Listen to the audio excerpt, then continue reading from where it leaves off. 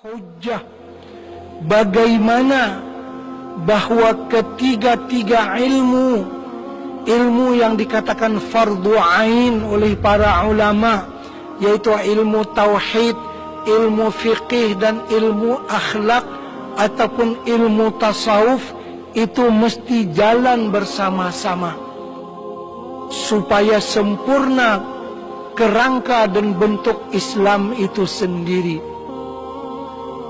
Apabila tertinggal satu daripada tiga, maka akan timbul fahaman-fahaman yang sesat, fahaman-fahaman yang menyeleweng daripada akidah Islam yang sebenarnya. Karena itu pernah dikatakan, man tasawwafa walam yatafaqah faqad tazandaqa. Orang yang hanya perhatiannya kepada ilmu tasawuf tidak berimbang dengan perhatiannya kepada ilmu fikih, orang itu dikhawatiri menjadi zindiq. Apa maksud zindiq? Dia terkeluar daripada agama Islam, dia tak sadar bahwa dia keluar daripada agama Islam. Itu makna zindiq. Kalau begitu salahkah belajar ilmu tasawuf? Tidak salah. Yang salah apabila belajar ilmu tasawuf tidak berimbang dengan fikih dan juga tauhid. Hanya tasawuf saja. Kadang-kadang dalam pengajarannya boleh sampai tingkatan tamat sembahyang. Nah, ini ketinggalan fikihnya. Setinggi manapun makam dalam ahli tasawuf, tidak ada makam libur salat, tidak ada makam tidak wajib sembahyang. Kalaupun mungkin terdengar ungkapan sebagian ahli tasawuf yang berbicara, kami telah sampai ke suatu makam yang sudah tidak wajib lagi sembahyang. Ungkapan-ungkapan yang demikian itu jangan dihuraikan seenaknya saja. Mesti ditanya dulu kepada ulama ahli tasawuf yang mengeluarkan perkataan itu. Banyak orang yang salah faham daripada ungkapan tadi. Kami sampai ke tingkatan tidak wajib lagi sholat. Memang tak sembahyang dia. Bukan begitu maksud daripada ungkapan ahli tasawuf tersebut. Maksud mereka, bagi kami ahli sufi ini, sembahyang itu tidak terasa sebagai suatu beban.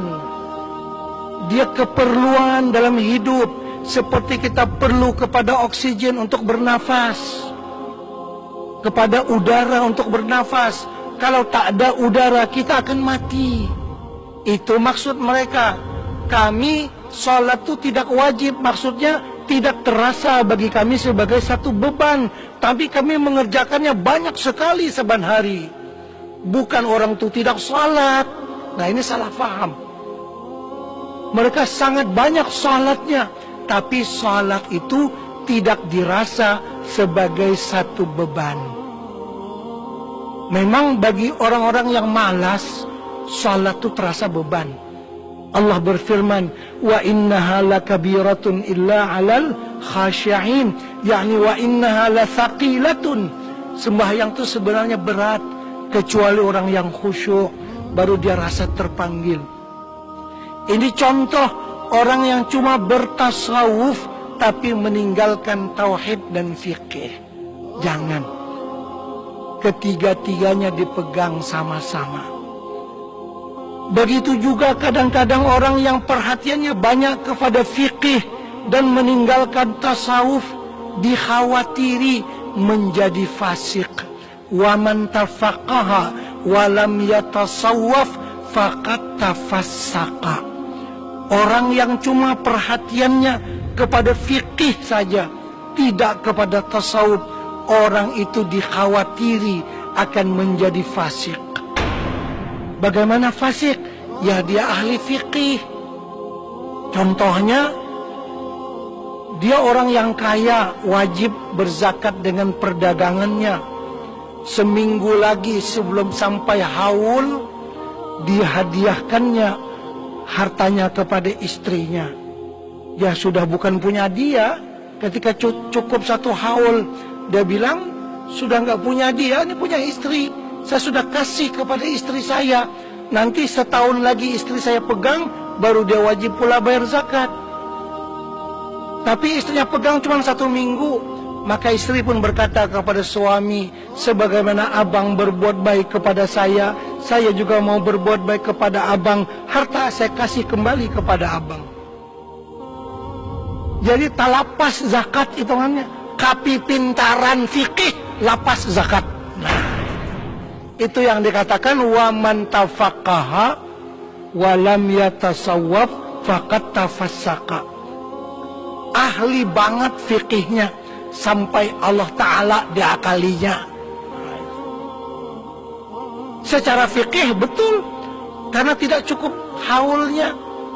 Tapi secara tasawuf, Masya Allah, secara tasawuf, jangankan zakat yang wajib, yang sunat pun dihambur-hambur disedekahkan. Orang yang zuhud dengan dunia bagaimana? Kan begitu. Nah, Al-Ghazali rahimahullahu ta'ala, imam yang mampu menghimpunkan ketiga-tiga ilmu ini dalam kitab-kitabnya secara terpadu. Karena itu, apabila kita mengkaji tasawuf atas aliran Imam Al-Ghazali, dijamin selamatnya. Karena kita mengkaji tauhid, fikih, dan juga sekaligus tasawuf. Bukan tasawuf melulu ataupun fikih melulu, tapi adalah dibarengkan semuanya itu.